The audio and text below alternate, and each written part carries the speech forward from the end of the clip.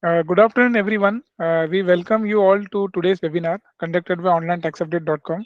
Onlinetaxupdate.com is a web shares recent update in GST, GST Council meeting recommendation, budget, and important judgment, etc. It has a note section as well, where GST law is presented in a simple language to learn GST in a simple way. Online Tax Update also shares newsletter on a weekly basis at a nominal fees. The subscription link will be given in the PPT or in the video link.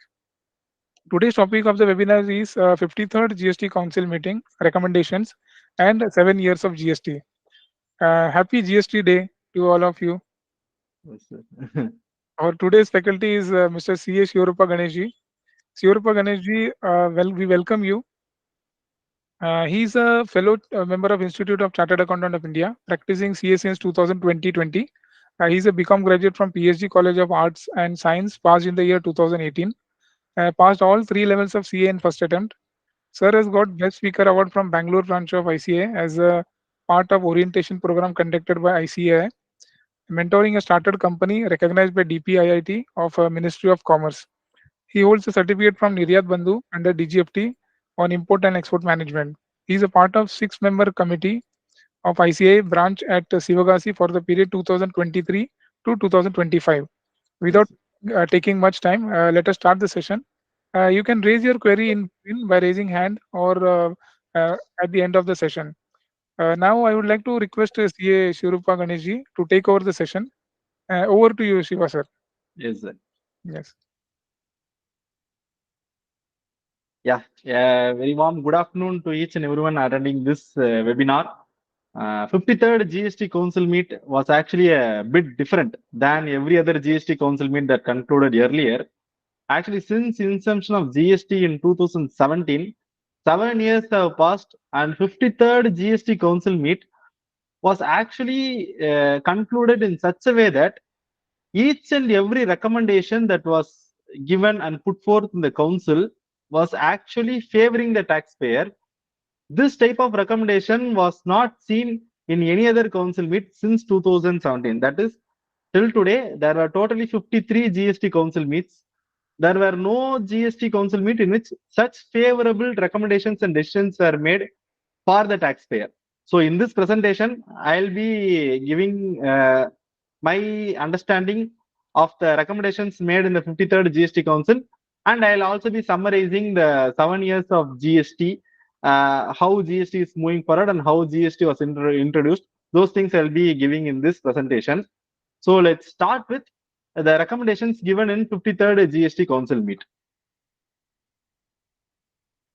Yes, 53rd GST Council meet concluded on 22nd June 2024, and immediately after the GST Council meet concluded on 22nd June 2024, a press release was issued which contained some 10 pages. In those 10 pages, some recommendations were put forth by the government.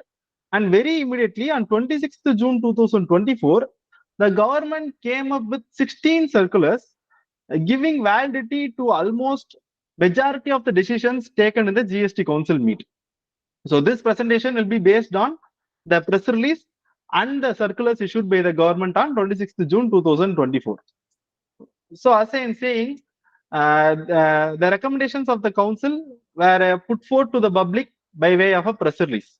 So what is the legality of the press release? Whether can I quote the press release in the replies that I am writing to the department regarding the notices? Because there were some relaxations given in the press release in the GST council meet saying that interest and penalty for the financial year 17, 18, 18, 19, 19, 20 will be waived off if the tax has been paid before 31st March 2025. For the financial year 2019-20, you might have got the show cause notice by 31st May 2024. And those notices might have been in adjudication stages, and some personal hearings might have been issued to you at present, and it might be under the process of either issuing a drop order or under demand order by now. So in case of those notices, can you quote the press release? Whether press release is a legally valid document and whether it is binding on anyone, the answer to that question will be no. The press release is not binding on either the department or the taxpayer. There is something called as minutes of the meeting. whenever any GST council meet happens, they actually take those recommendations and discussions into a minute book. They write all those decisions taken in the minute book. That will be published. So once a council recommends something and it is recorded in the minute book, that recommendation is actually binding on the government, and it has to be made into a rule. It has to be made into a rule. The recommendations of the council are not binding when it comes to act. When it comes to act, the elected representatives, MPs, MLAs, they alone can legislate on an act.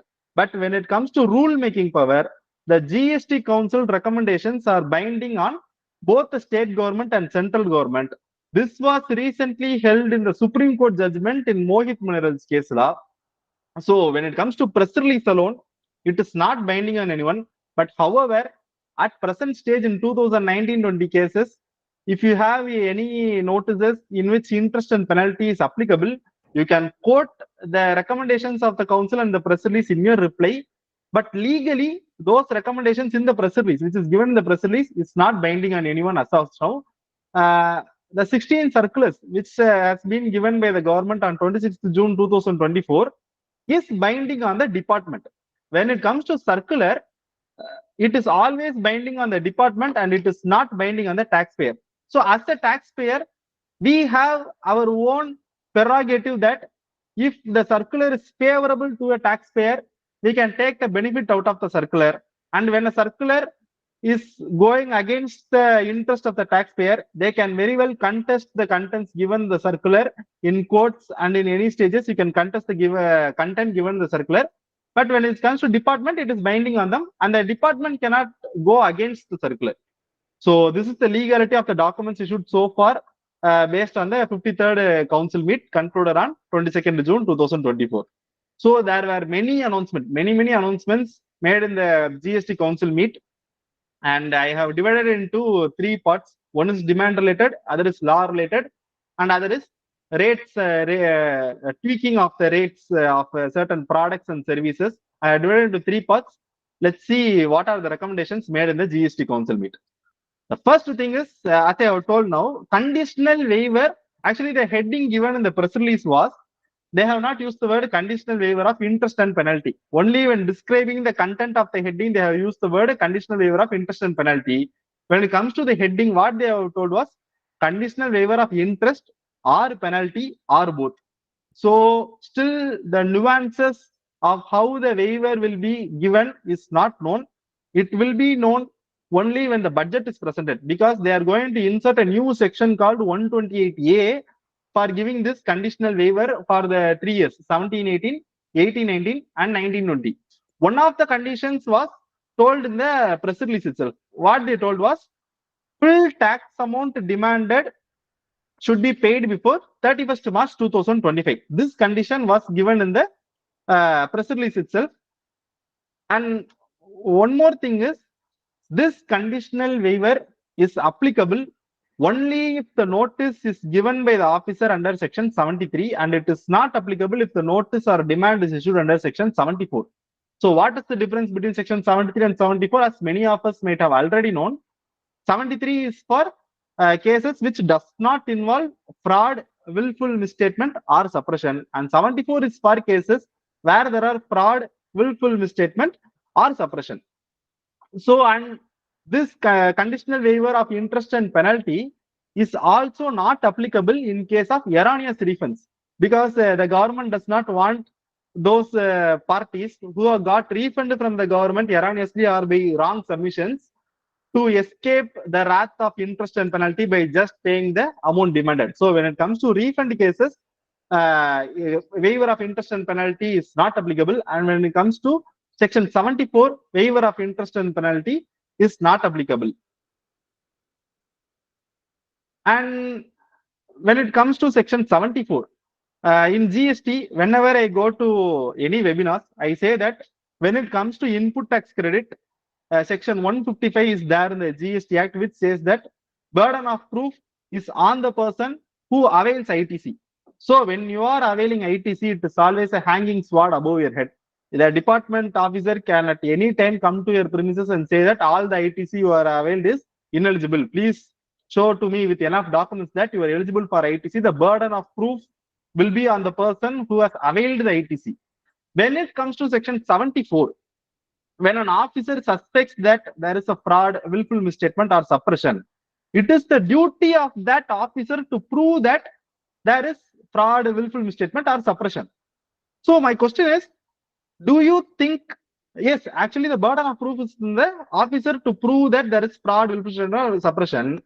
Do you think that it is actually hard for the officer to prove such things? The thing is, many officers as of now are not aware that they have to prove that there is an existence of fraud, willful misstatement, suppression. So they are issuing notices without presenting documents to prove the same. But legally, when we see section 74 invocation is not that difficult, because section 74 defines the term suppression. The definition for suppression is given in such a way that for the purpose of this act, the expression suppression shall mean non-declaration of facts or information which a taxable person is required to declare in the written statement, report, or any other document furnished under this act or rules made thereunder, or failure to furnish any information on being asked for in writing by the proper officer. So the definition of suppression is very wide, that even if you are not declaring the HSNY summary in your GSTR 1, the officer can take a view that you have suppressed the actual supply made by you by not declaring HSN summary in GSTR 1, and you have suppressed the material information that you are given, that you have to give to the officer, and he can very well invoke section 74 in his notice. So invoking section 74 is not that difficult when it comes to GST. But when an officer is invoking section 74, he has to give to you with enough documents saying that you have actually involved in fraud, willful misstatement, or suppression. So when notices are issued under section 74, this waiver will not be applicable for you. And the next important recommendation made in the GST Council, which has benefited many taxpayers, is extension in time limit given for section 16 subsection 4 for the 4 financial years, 17-18, 18-19, 19-20, and 20-21. What they have told during those years, the time limit for availing the ITC was the due date of the return, due date of filing GSTR 3B for September in the next year, or the actual date of filing annual return, whichever is earlier. One person can avail ITC only before those timelines. Now section 16 subsection 4, certain relaxations have been made that the ITC pertaining to the invoices for the financial year 17-18, 18-19, 19-20, 20-21 can be availed till 30th November 2021. And also, when it comes to cases where the GST RC was cancelled and subsequently revocated, in such cases, the order for revocation of cancellation of GST RC will be given by the officer. If the taxpayer has furnished the return within 30 days from the date of order for revocating the cancellation, section 16 for time limit will not be applicable if he has filed the returns within 30 days from the date of order for revocation of cancellation. This is one of the relaxations given in the 53rd GST Council meet. And the next one is very favorable thing which was recommended, and for in this regard, the circular has also been given by the government on 26th June 2024. Like in many cases, it may happen that when a taxpayer gets a favorable order in any stage, the department can also file an appeal against the order. It is very common practice that whenever we as a taxpayer get unfavorable order, we can file an appeal against the order. It is a very common practice. The department also has the right to file an appeal against the order passed by the officers. So what the department has, what the GST Council has come up with in this council meet is that whenever the value in the order is less than a prescribed monetary limit, the appeal will not be filed by the department, and the department will accept the order as such, even though if they have reservations on that order legally. So what are the cases, what are the monetary limits set by the council for not filing appeals is, when it comes to tribunal, when the demand is less than 20 lakhs, the department will not file an appeal. When it comes to High Court, when the demand is less than 1 crore, the department will not file appeal. When it comes to Supreme Court, when the demand is less than 2 crores, the department will not file an appeal. And even in these cases, the department has some reserved some of the rights to file an appeal, even if the monetary limit is less than the limit given in the previous slide. So what are the nuances of the circular that has been issued by the government in this regard? The first thing is, in calculating the monetary limit, only the tax amount has to be calculated. CGST, SGST, IGST, cess amount. These has to be added. And if that monetary limit is less than that, you may be eligible for this concession given in the circular. If an order is issued without any tax amount and there is only interest, penalty, and late fee, sum of all the interest, penalty, late fee will be taken as a whole for considering the monetary limit.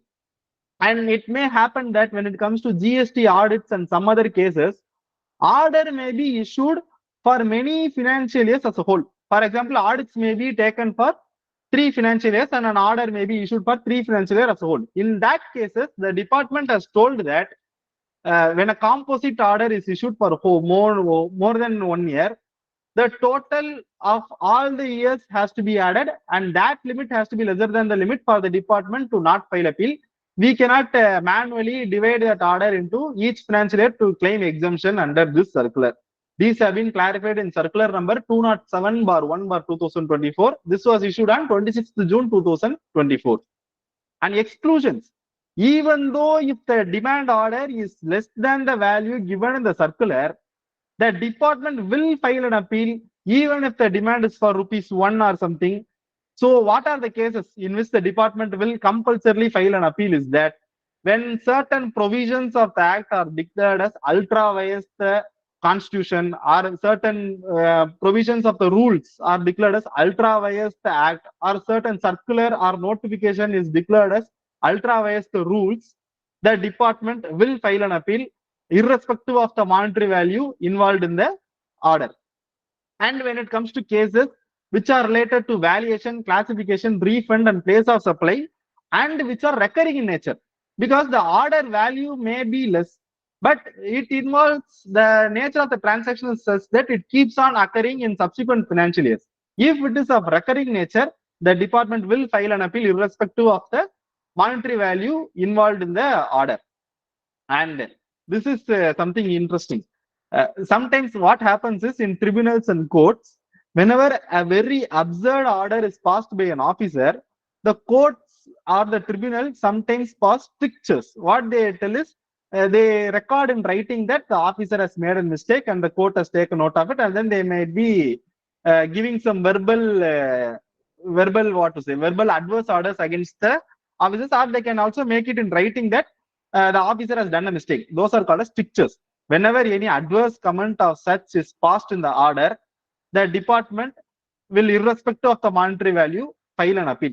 Is a recent example. And also in some cases, the court may impose a cost on the officer.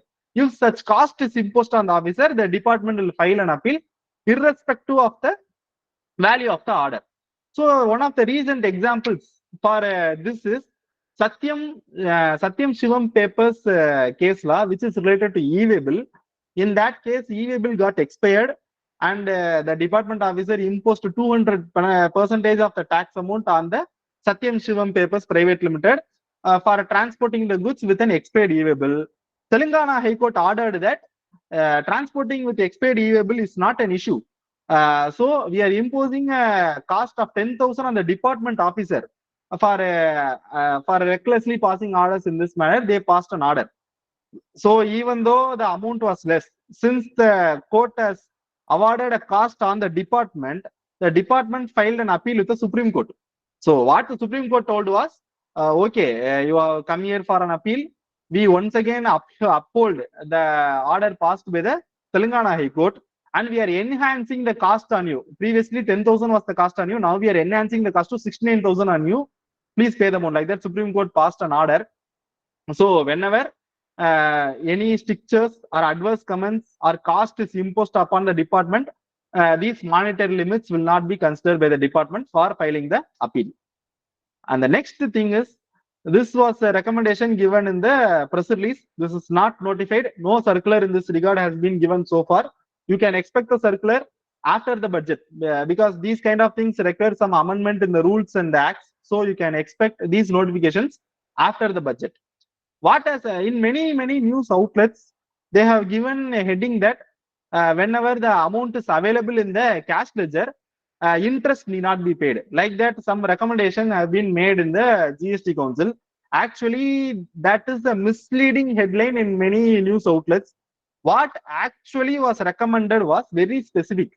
The GST Council told that when it comes to GST or 3B, you have enough balance in your electronic cash ledger before the due date, and you because of some reason, yeah, I have got a query. I'll answer the query after I finish my session at the end. So I'll just complete my session now. You can post your queries in the chat box. I'll answer all those queries at the end. So by some reason, you are not able to file your GST or 3B within the due dates, and you are filing your GST or 3B after the due date. At present, the system in itself is calculating interest for late filing of 3B, and it is getting auto-populated in the next month GST or 3B, and you have the option either to pay it or you can edit the amount and then you can file the GST or 3B. So department, the GST Council has come up with a new relaxation to say that when the cash ledger balance is available on the date of on the due date of filing GST or 3B, and the GST or 3B is being filed late, and the tax amount is being paid, interest will not be applicable. And in this case also, late fee is applicable. Late fee is applicable for late filing of GST or 3B. Since the cash is available in the cash ledger before the due dates, interest is not applicable. This relaxation has been given in the 53rd GST Council meet, and this is not notified, and no circular is given in this regard. The notification and circular in this regard are awaited as of now. The thing that I'm saying is based on the press release given by the government. And this is also one of the welcome move which was introduced by the government, which is proposed by the government in the 53rd Council meet. What they have told is, now at present, Section 73 and Section 74 have different timelines. When it comes to Section 73, non-fraud cases, the issue is that the department can pass an order within 3 years from the due date of filing annual return. And when it comes to Section 74, they can pass an order within 5 years from the due date of filing annual return. And in 73, notice has to be issued before 3 months. And in 74, notice has to be issued before 6 months. This is the timeline as of now. So what the council has recommended is that from the financial year 2024 to 25, they are not going to tweak anything with regard to the financial years which has already ended. When it comes to financial year 24 to 25, they have proposed to merge these timelines to say that there won't be separate timelines for fraud and non-fraud cases. All timelines will be clubbed together. But the thing is that General Limitation Act says that for any period, the general limitation is 3 years. If 3 years are lapsed, it gets hit by the General Limitation Act. So it is not clear as of now whether the government is going to extend the timeline for Section 73 cases, or they are going to reduce the timeline for Section 74 cases. It will be well and good if the time limit for Section 74 cases are reduced, because as per General Limitation Act itself, the time limit of 3 years is given. If the time limit under Section 73 is going to be increased, the time limit for adjudicating for non-fraud cases will be more than the time limit given in General Limitation Act. So it will be good if the government comes up with enough tweaking in the act to reduce the timeline for fraud cases than extending the timeline for non-fraud cases. So anyways, clubbing this is actually beneficial for taxpayers, because in many cases, department has been invoking Section 74 merely because the timeline for adjudicating under Section 73 has been expired. Though you can win in appeals and in courts, it is actually a burden on the taxpayer that the officer has the power to actually adjudicate after the timeline by invoking Section 74. Under Section 74, penalty is higher than the Section 73. So it has been causing some inconvenience to the taxpayer. So merging of timeline will be good because a genuine taxpayer will not be adjudicated as a fraud merely because the timeline has expired. So it is good, and we can also hope that the timeline for section 74 will be reduced and not section 73 will be increased in this case. And next thing is appeal pre-deposit. One of the biggest problems in GST as of now was paying appeal pre-deposit, because in GST, officer can pass any order he wants. It is only the taxpayer who has to pay 10% of the disputed tax and 100% of the admitted tax along with the interest and penalty if it is applicable before filing an appeal to the commissioner. Even in first stage appeal, he has to pay so much amount. So what the council meet has recommended is that we will be reducing the pre-deposit.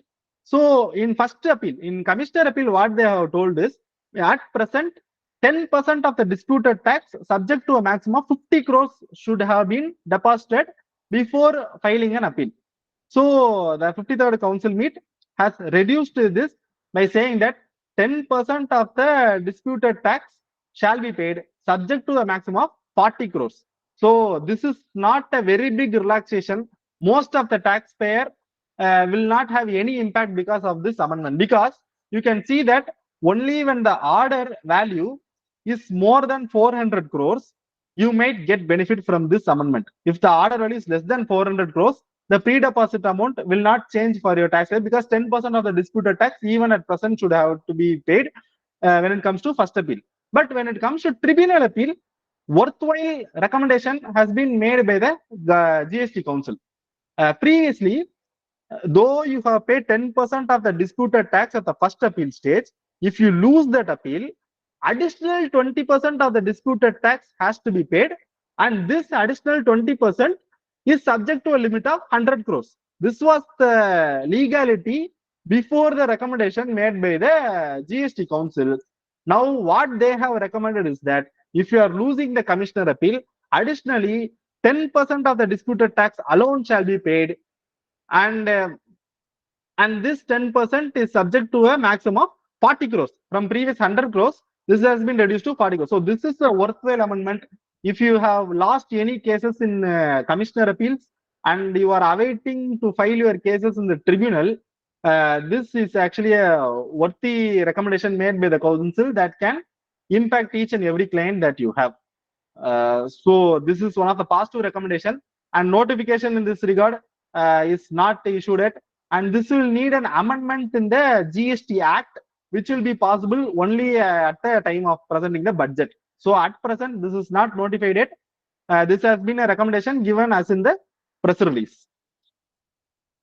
And the next thing is, this is about GST Tribunal. Actually, this is an interesting thing. 2017 GST law was introduced. Now it's 2024. The government is yet to form a tribunal. So what happens was, whenever an assessee loses in cases in a commissioner appeal, all the dues were due for recovery. Because in GST Act, what they would have told was, only when the pre-deposit amount is paid and the appeal is filed, the recovery is paid. Else, the department can start recovery proceedings. So in many cases, the commissioner appeal might have given some unfavorable order for the taxpayer, and those taxpayers were not able to file their appeal in the tribunal. So many taxpayers put forward this issue to the government. So in 2019, they came up with an order which told that whenever you have got an order in the appeal stages, first appeal stages, and you want to file an appeal to the tribunal, the time limit given in the act is only 3 months, 3 months from the date of communication of order. So what we will do now is, we will extend this time limit. This 3 months will start getting calculated from the date on which the president, the tribunal president, enters the office. So this enters the office is actually, was actually causing problem, because taxpayers, many of them has got an order, and it is not possible for each and every taxpayer to see if the president has entered the office or not. So it was causing some hackles, and many taxpayers were inquiring with the officials, whether the president has been appointed, whether the president has come or not. So it was leading to so much queries. So what the GST Council has told was that you leave alone that president enters office order and all. You put that aside. We will notify a date, and the date that is given in the notification will be considered for considering the 3-month time limit for filing the appeal with the tribunal. So you can just wait for the notification. Once the notification is issued, you can start filing the appeals with the tribunal. Till those stages, you can wait. Like that, the press release has been given after the 53rd GST Council meet. And also, when it comes to stay and recovery, there was a circular given by one of the state governments. I think it's Maharashtra. I'm not sure about it. One state government has told that for getting stay from the recovery, the taxpayer can very well deposit the pre-deposit amount in the electronic cash ledger, and then he can offset that with the liability created by the demand order, and then he can just write a letter to the department saying that he intends to file an appeal against the order given by the appellate authority to the tribunal. Once tribunal is formed, you can file the appeal. Until the tribunal is formed and the 3 months time period is expiring, the recovery will be stayed. Like that, there is a circular given by Maharashtra government. So we too can, even in one of my cases, I am following the same. I have got an unfavorable order in the appellate authority, and we have written a letter to the department saying that we are going to file an appeal to the tribunal, and we have also paid the pre-deposit, and that recovery is now stayed.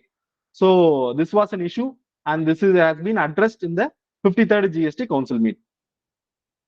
And this is one of the interesting thing. And in this regard, circular has also been issued by the government.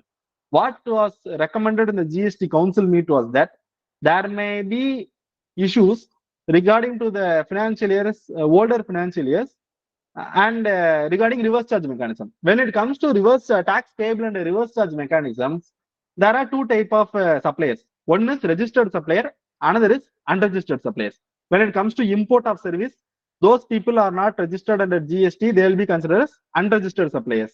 And when it comes to transportation, some people are registered under GST and they show their invoices in a GST or 2A saying that this is liable to reverse charge and you have to pay tax. So that is the case with registered persons. When it comes to unregistered persons, in GST Act, the person who is receiving the supply should create a self-invoice, and then he will have to pay the tax under reverse charge mechanism on those supplies. So what was the issue was that regarding the previous years, there was a time limit under section 16(4) regarding availing ITC of the invoices issued in the previous year. So if today an officer asks me to pay a tax on reverse charge mechanism for an issue relating to 1920, I might not get ITC on that invoices. So if I had paid the taxes in 1920 itself, I might have taken ITC. There would have been no loss for me. But if I have to pay now, whether ITC was available, that was the question that was raised. So department has clarified that for calculating the ITC, the date of self-invoice can be taken. Even though the transaction relates to the period 1920, if the self-invoice is going to be issued in the financial year 24-25, section 16(4) timeline for financial 24-25 will be applicable, and you can very well avail the ITC. Like that, a clarification was given by the government. And there is also a nuance. The thing is that when it comes to interest is payable because the transaction relates to the period 1920 and the invoice should have been issued in 1920. You are actually issuing invoice lately in the financial year 24-25. So for that period, interest will be applicable. That is okay. And in the circular, the department has also told that when it comes to these cases, penalty under section 122 shall also be imposed. Like that, they have given a circular. So section 122 will say that whenever for a supply invoice is not issued, penalty of 10,000 or tax evaded, whichever is higher, can be imposed upon the taxpayer. So there is also a legal stand that in case of tax payable under reverse charge mechanism, I myself have found it and I have paid means there is no evasion in this case. I myself have found that I have not paid something and I have paid it today along with interest. There is no evasion in this case. So maximum penalty may be 10,000 in this case, 10,000, 10,000, 10,000 in CGST, 10,000 in SGST. Maximum penalty may be 20,000 in these cases. But in some cases, if there is some some cases where there's actual evasion, the department may also impose entire tax amount as penalty also if it is more than 10,000. So the circular in this regard has already been issued. Then this is one of the recommendations given by the department regarding TCS. TCS on e-commerce. E-commerce operators at present collect TCS at 1% when it is supplied through them, where they are not acting as agents and they are collecting money on behalf of the suppliers. E-commerce operators are at present collecting TCS at 1%. The council has recommended that this 1% shall be reduced to 0.5%. This is a welcome move. This will not block the working capital of the businessmen who are supplying through e-commerce operators. So this is once again a welcome move given in 53rd GST Council meet. And this is one such form. They have also recommended for introduction of GSTR 1A. So actually, before the 53rd GST Council meet, every decision of the council with regard to amendment of returns was such that they told that even though it is a clerical error, even though it is a human error, we are not bothered about it. Whenever there is a difference between GSTR 1 and 3B, namesake notice will be issued to you and you can reply to the notice. And if the officer is not satisfied with the reply, we can initiate direct recovery. There is no necessary for the officer to pass orders and all. It is considered that you yourself has told to the department that I have made some sales, I have not paid, and it can be directly recovered. This was the stand before the 53rd GST Council meet. So in the 53rd GST Council meet, the department, the GST Council has recommended for introduction of a new form called GSTR 1A. So what are the features of the form is that you can amend the invoices and add additional details, whether the liability that has already been declared in GSTR 1 can be reduced or not is not explicit in the GST press release, but amending invoice should mean either the details, the liability can be enhanced or reduced, but it is not explicit in the press release. So these are the two features that have been given for GSTR 1A. The invoices can either be amended or you can add additional details, and it is allowed after the date of filing GSTR 1 till the date GSTR 3B is filed. You can amend the details of GSTR 1.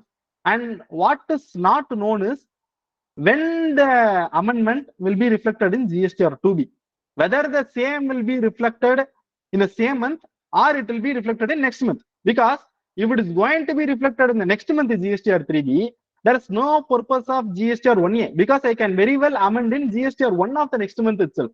So whether the amendment will be reflecting in GSTR 2B of the current month in which amendment is filed, or it will be reflected in the subsequent month is still not known.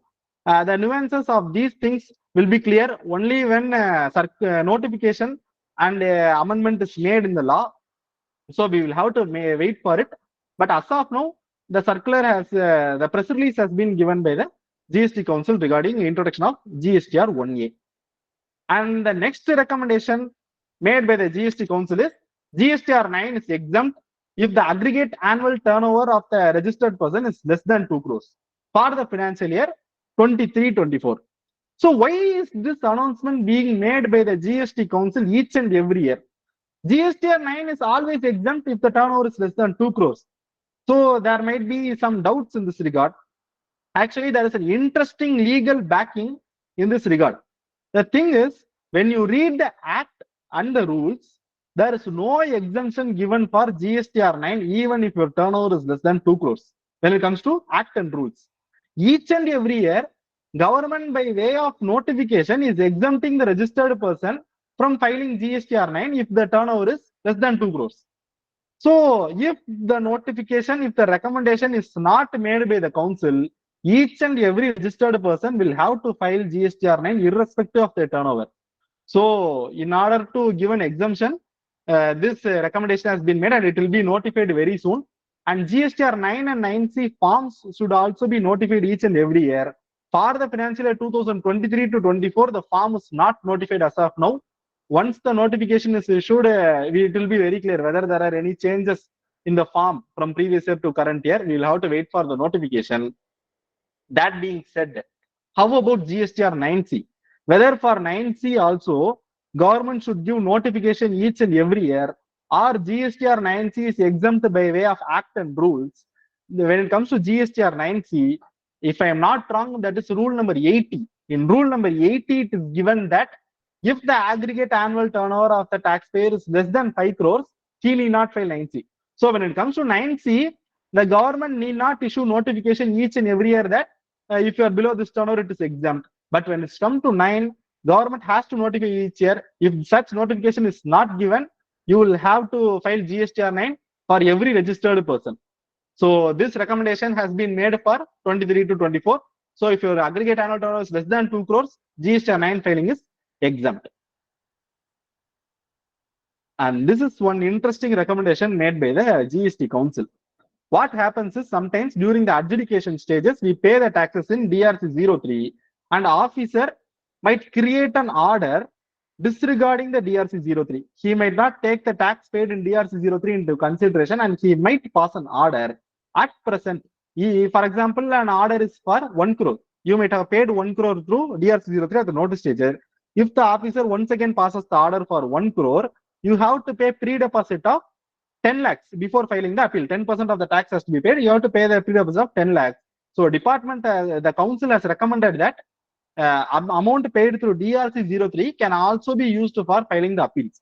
But it is not clear that whether the council intends that amount paid through GST or DRC 03 can be used for appeal, whether it intends in the way that I have told now, or it is also possible that many taxpayers at the time of filing appeal, pre-deposit has to be paid through form called GST APL 01. Many taxpayers are, instead of paying through APL 01, they are paying through DRC 03. So it is possible that the government may say that it can condone that even if it is paid to GST DRC 03, appeal can be admitted. So it is not sure how the government intends this. The circular and notification in this regard are not issued right now. Once it comes out, the thing should be clear. Yeah, this is something very, very important. This can have huge implications for your clients also. This is most important clarification given by the government. What the circular number 212 was issued on 26th June. What it told was in section 15 subsection 3, what it is told was whenever there is a post-sale discount, that discount, if it is backed by the agreement, and that discount can be linked to each and every invoices given by the supplier, and the recipient of that discount has reversed the ITC. If these three conditions are satisfied, the supplier can reduce its liability in GSTR 1 by way of issuing a credit note. This was given in the act itself. So many of us might have been issuing credit notes for discounts and reducing our tax liability and paying lesser taxes. What the circular has clarified is that in case if a credit note is issued and it is backed by agreement and it is linked to relevant invoices, for checking whether the recipient has reversed the ITC or not, the taxpayer, the one who issues the credit note, should get a letter from the recipient stating that the ITC has been reversed in DRC 03 or in return, showing the type invoice number and invoice date for which the ITC has been reversed. Like that, a letter has to be obtained. Only when the letter is obtained, it can be sure that the recipient has reversed the ITC. And if the ITC value is more than 5 lakhs, it has to be signed by a chartered accountant or a cost management accountant. Without these documents, the reduction of liability for the supplier when it comes to post-sale discount is not allowed. Like that, a circular has been given. So this is somewhat adverse to the taxpayers who have issued credit notes. So the department may question the credit notes that you have issued to your recipients so far. So make sure that you have those documents ready in case if the officer questions the credit note issued by you. Ensure that you get the letter from the recipient for ITC reversal. And the next thing is place of supply provision. This one has been clarified in the circular number 209. So what was the issue was that when it comes to e-commerce operators, when supply is made to unregistered person, when an unregistered person is buying from an e-commerce operator, the supplier will be registered. What happens was, sometimes I may be in Tamil Nadu and I might want the goods to be delivered in Kerala. So my billing address will be Tamil Nadu and my delivery address will be in Kerala. There is a specific section under section 10 in IGST Act which states that whenever supplies are made to unregistered person, the address in record of the supplier will be the place of supply, and that address can just be the name of the state. We can just mention Kerala and Kerala will be the place of supply. Like that, there is a section in IGST Act. So what happens is, if I am in Tamil Nadu and I want the goods delivered in Kerala, if the supplier has recorded Tamil Nadu as place of supply, actually the goods are being sold in Kerala. It is the revenue for Kerala state, but because of this provision, the revenue is being obtained in Tamil Nadu. So in order to set right this, what the circular has told us that when it comes to unregistered person who is buying from e-commerce operator, if the billing address and the delivery address are different, the supplier, the registered person should make sure that the delivery address is being posted as place of supply and the billing address should have been changed to delivery address. Like that, they have given a circular. So if I am in Tamil Nadu and I want a delivery in Karnataka, this circular has clarified that the place of supply should be Karnataka only and should not be in Tamil Nadu when it comes to unregistered person. So this is one of the clarification given in 53rd GST Council meet. And then there are some few other changes which we can quickly run through. GSTR 4. GSTR 4 is the annual return that the composition taxpayer should file. The annual return due date was 30th April. Now this has been extended to 30th June. And one of the rate related changes made by the government is milk can made of iron, steel and aluminum is taxed at 12%.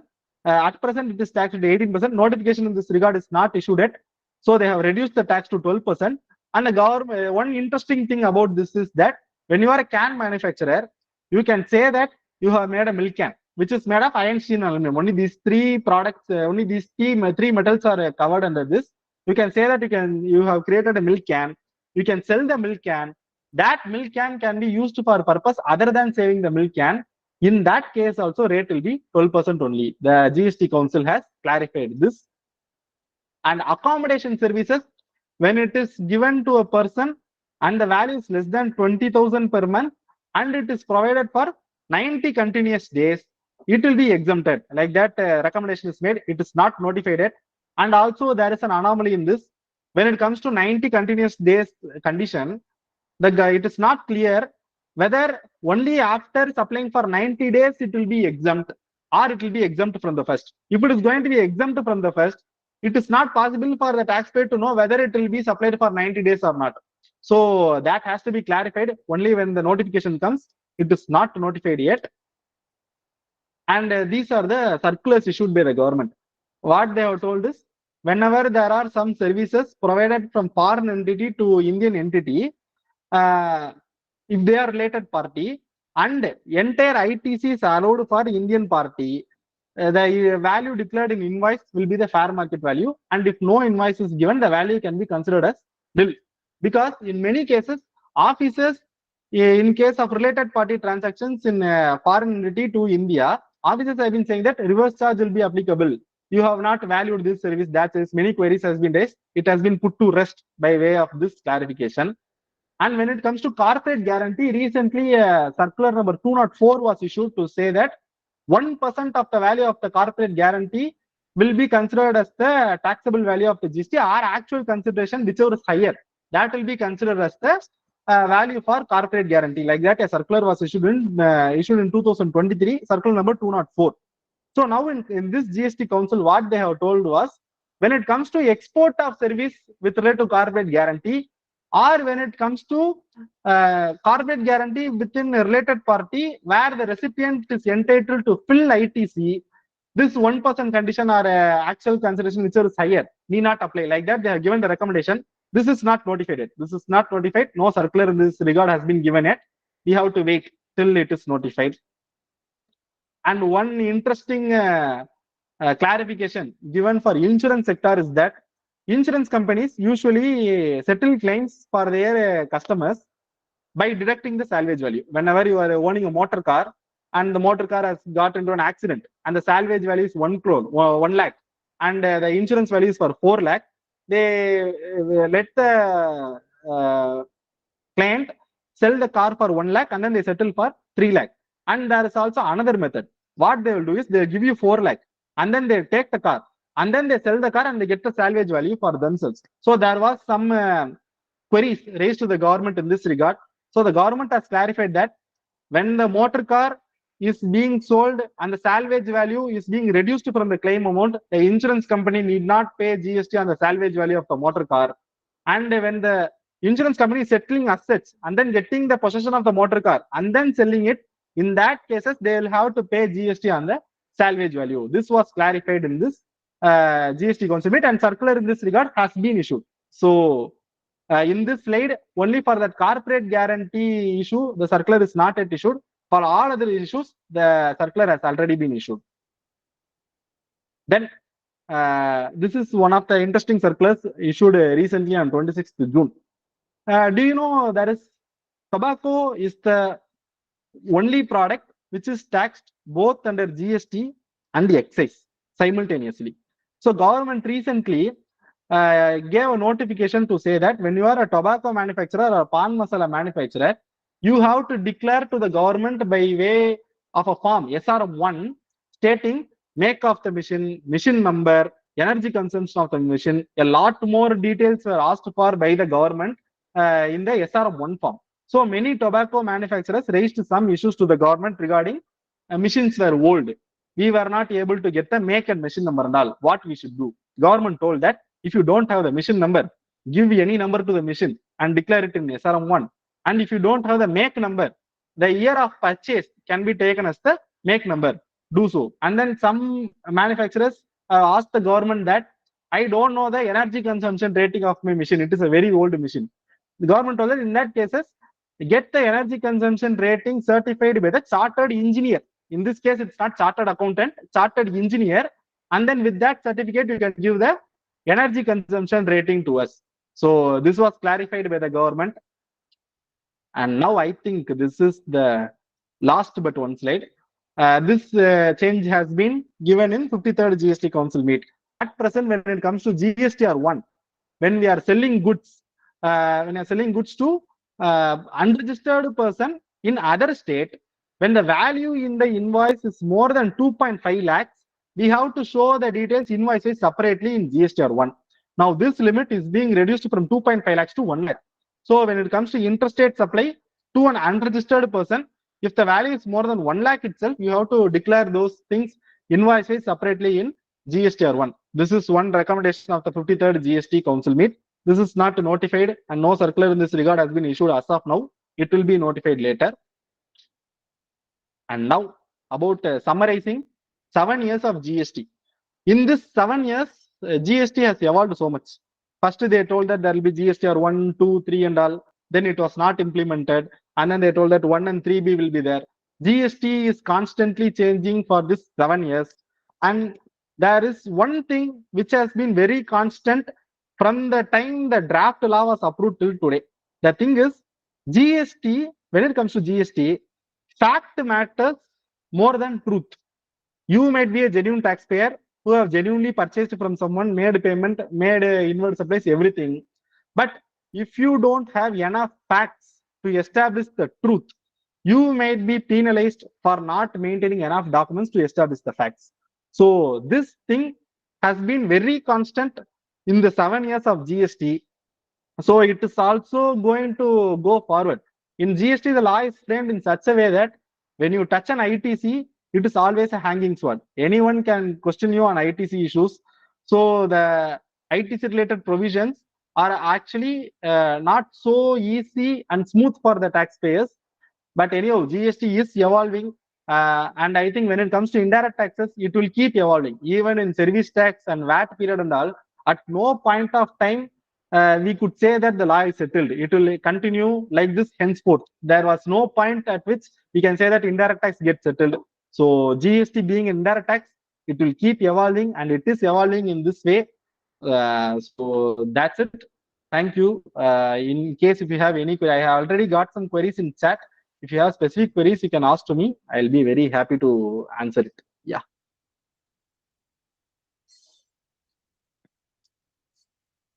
So one such query is that how Sudeep sir has asked, how can it be said that erroneous refund are covered in recommendations of 53rd GST Council?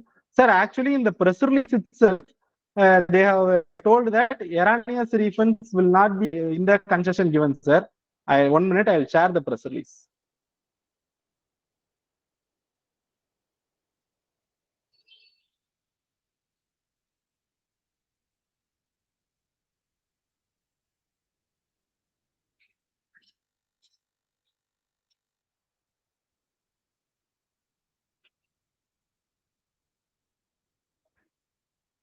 Told that in the press release itself, the waiver does not cover demand of erroneous refunds, sir. So because of this, the council has decided that erroneous refunds are not covered. So in case if it is erroneous refunds, it will not be possible, sir. And the next query was one nation, one tax, and there must be one assessing officer. Yes, sir, that is right. That is actually right. Actually, at present, in many cases, there is one assessing officer only, sir. Only when it comes to inspection and DGGA, there are some overlappings. Otherwise, there is one assessing officer. It is good. But yeah, it will be good if something like that is implemented. It is a policy-related decision, sir. Only if we have some high-level influence, we can enforce those things. And the next query is, yeah, 1 second. Present status of ITC claim and eligibility under section 16(4). Sir, present status of section 16(4) says that, sir. Sir, this is one thing, sir. When it comes to section 16(4), 16(4) says that only for claiming the ITC, 16(4) timeline is applicable. Once the ITC is claimed, there is no question of 16(4). In many cases, officers are saying that in GSTR 2A, when the invoices are reflected after the time limit given in 16(4), such ITC is not allowed. That is not a correct interpretation, sir. When it comes to section 16(4), it is only for claiming ITC. In our case, we will claim the ITC in GSTR 3B within the time limit given in 16(4). If the supplier has filed GSTR 1 lately, it is not a bar for availing ITC. Maybe interest is applicable if it is reflected in GSTR 2A lately. Other than that, there's no implication. And at present, yes, sir, at present, the condition is that ITC has to be availed before 30th November or date of filing annual return, whichever is earlier. And the next query is illegal circular 183. Yes, sir. Circular 183 is actually illegal. I agree with that because at those time, GSTR 2A was not a document and all. It is illegal, sir. Yes, correct. Courts have also told that only because invoices are not affected in 2A, ITC should not be. But courts have also held that it is illegal only. But when it comes to officer, the way they are adjudicating the ITC issues, it seems like it is in relaxation, but actually it is illegal only. Correct, sir. Correct. So. Yes, when it comes to years before 2022, 2A was not a legal document. And, many courts have also held that it is okay only. When you go to court, you can get some relaxation in that way.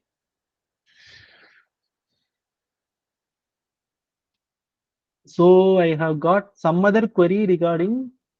I think Yelumala sir want to ask. No, he has raised the hand. Yelumala sir, yes, sir. Sir, how are you, sir? Yes, sir. Very fine, sir. How are you, sir? I'm fine, sir. We're a lot Yes, of sir. busy compared to now. No, sir. Yes, sir. Sir, I have a debit note issue, sir. Yes, sir. Yes, sir. Debit note price increase within 18 months, right, sir? Yes, sir, yes, sir. It is interest applicable or not, sir? Sir, yes, sir. Actually, within 18 months, in the sense, for issuance of debit note also, there is a time limit, sir. That 16(4) time limit is applicable. Okay, sir. When it comes to 18 months, it will not be possible to issue, I think. When it's for April month transaction, debit note is being issued in September, right, sir? Yes, sir. Sir, yes, sir. Interest will be applicable, sir. Interest will be applicable. It can be issued because now the time limit is 30th November, so it can be issued. Interest will be applicable, sir. Yes, sir. Department audit says, but there is no notification circular also is not. That's why I'm asking, sir. Yes, sir. There's no circular, sir. But when it comes to debit note, the event which increased the price has to be seen, sir. Because first, for example, you have sold for rupees 100 in April, and Yes, then you sir. might have revised the price to 200. Yeah. What is the event that changed the price, sir? Yes, sir. Either whether it is because the RM, invoice, raw material cost. what happened, sir? For raw material cost purpose, we need to ask Ah, price. so it depends upon the agreement, sir. In case Yeah. if the agreement has given that, Even because customer also accepted, sir. agreement you have separately, sir. Agreement we have separately, sir. Yes, sir. So based on the agreement, the time of supply has to be ascertained, sir. Because agreement has to say that at this date we will decide the price of the agreement and debit note can be issued. If the date is near that 18-month period, interest need not be paid, sir. But if the agreement is not clear on the part, department may take that in the April itself the time of supply is complete and the tax is being paid after 18 months. So they may ask for interest. If the agreement specifically provides that at the end of the project we will ascertain whether the price is correct and the debit note can be issued, such agreement is agreed upon earlier, then we can push the time of supply to near the 18 months and the interest will not be applicable in that case, sir. Sir, for example, in the recent 53rd GST Council meeting, interest is waiver for 1920 Yes. onwards. Yes, If yes, yes. Yes, you can go into that, sir. Yes, if the notice is for the period 17, 18, 18, 19, and 19, 20, okay, and the notice is issued under section 73, you can go into that. You can very well not pay interest and penalty. no, if already paid, sir, in that case, sir. Sir, if it is already paid, it is highly doubtful that you can get refund or benefit out of this recommendation made by the government, sir. Because even in earlier laws, government comes up with amnesty. In that case also, when the tax and interest is already paid, there is no relief for the taxpayer who have already paid, sir. Only if it is pending, only if it is under litigation, this benefit can be availed. If it is already paid, it won't be. Most probably, it won't be given, sir. But the section is not given the budget yet. So once the budget is presented, it will be clear. In my opinion, the probability of getting refund of the amount that is already paid is not possible. It is not possible. Okay, sir. If any other GST to be reconciliation software. Yes, sir. When it comes to GST or 2B reconciliation, in our office, we are using Excel files, sir. We are using VLOOKUP and pivot table, and then we are doing it manually. Some people are saying that SEPTA, SEPQTA, that software is good for 2B reconciliation, sir. But I have not personally used any software for that. I am doing it manually only using Excel, sir. So I am not aware of any software. So, And then yes, sir.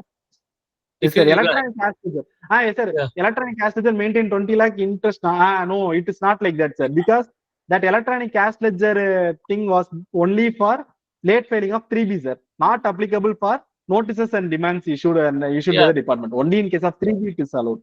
Just for clarification purpose only. That's why I'm asking. Yes, and Sorry. any AI free tool for notice reply?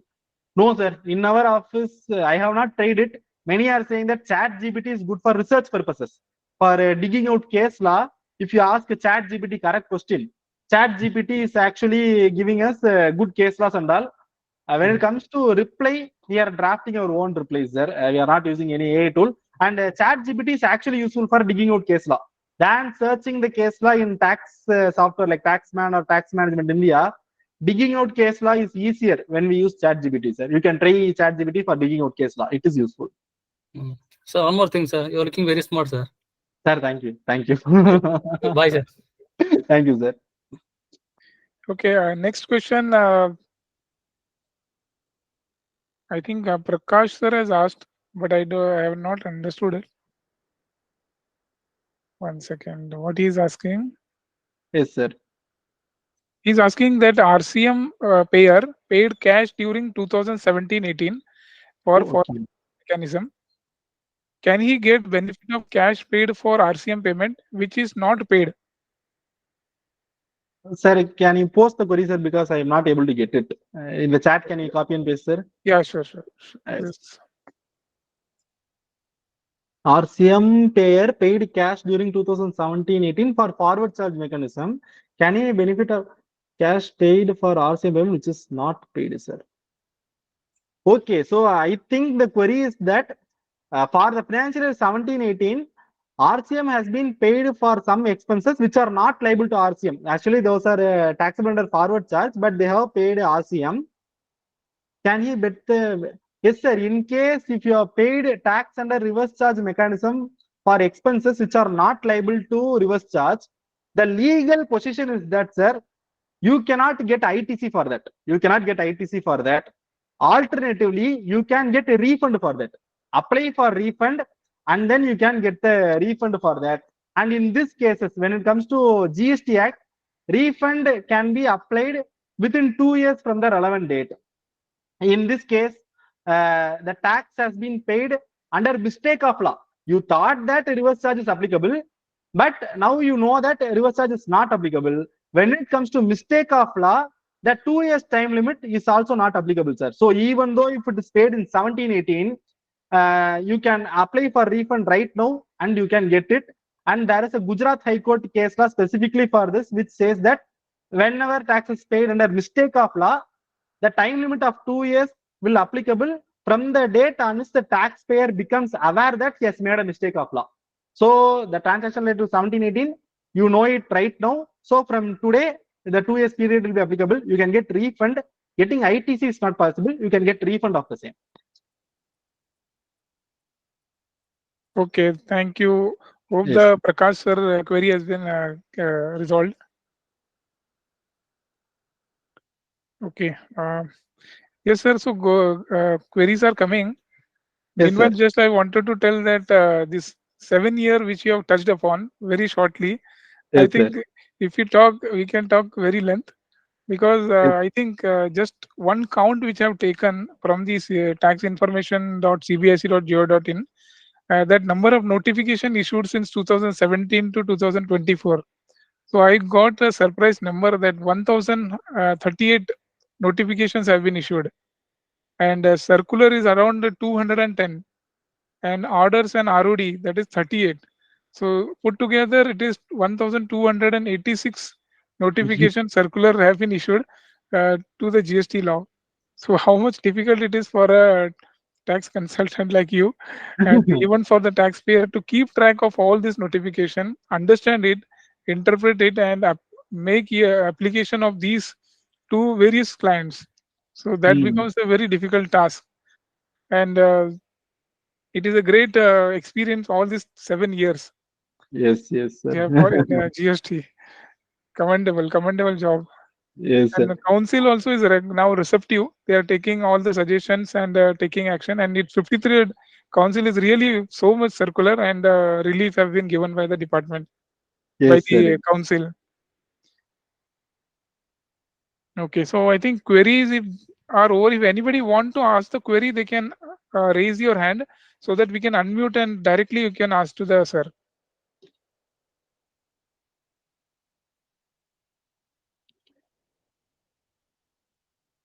Yes, Utkarsh, associate sir.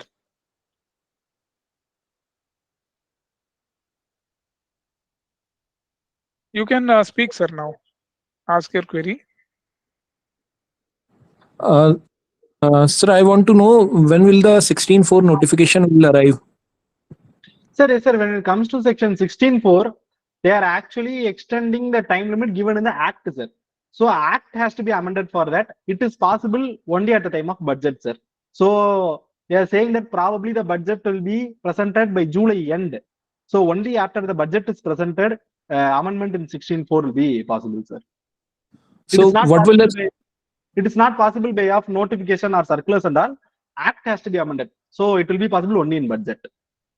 what will happen in the process of the appeal if we appeal and if an appeal is being filed before the first appellate authority, then what will we should do to just wait or what watch, or is there anything we can do about that? Yes, sir. In case for issues relating to section 16.4, if appeal has been already filed, when the amendment is given by the government, you can present that document to the appellate authority, sir. Appellate authority will consider those documents and issue an order accordingly. So that will be the procedure for cases which are in appeal stages. Okay, sir. Thank you. Yes, sir. Thank you, sir. So one more query from the query chat box, that is My supplier has raised a post-sale discount Okay. via GST credit note for me. I did not reverse the ITC pertaining to the said credit note. Can I be penalized for non-reversal of ITC? Kindly share your views with regard to uh, the recipient only. Yes, sir. When it comes to recipient, the Act does not put the onus on the recipient to mandatorily reverse the ITC when it comes to post-sale discount. It is the responsibility of the supplier to ensure that the ITC is reversed by the recipient. If the recipient is not reversing the ITC, the supplier is not entitled to reduce his liability. He has to pay. So when you are a recipient, you have a post-sale discount credit note in your GST or 2A, and if you have not reversed the ITC, it is not an issue for the recipient. It is only the issue for the supplier of the credit note, because he has to ensure if the ITC is reversed. If the ITC is not reversed, he has to pay the tax. So as a recipient, it will not be an issue for you. You can very well not reverse the ITC. It is the problem of the supplier. Okay. So I think, sir, queries will keep coming. I would request the participant to share the queries to sir. I will, sir's email ID will be there in the PPT. We'll share the PPT as well to all the participants. And since we are exceeding the time, so let us, yeah. So thank you, Shiva Roopa Ganesh sir, for accepting our invitation and giving your valuable time from the busy schedule, I think, for such and you have made this a very interactive session and answered all the queries of the attendees. Uh, okay, so thank you very much, sir. Thank you, participant, also for joining and allowing us to share knowledge with you all. Okay, now I hope we can conclude the session. Thank you once again, Shiva Roopa Ganesh sir. Yes, sir. Thank you, sir. Thank you, sir. Yeah. Thank you all the participants.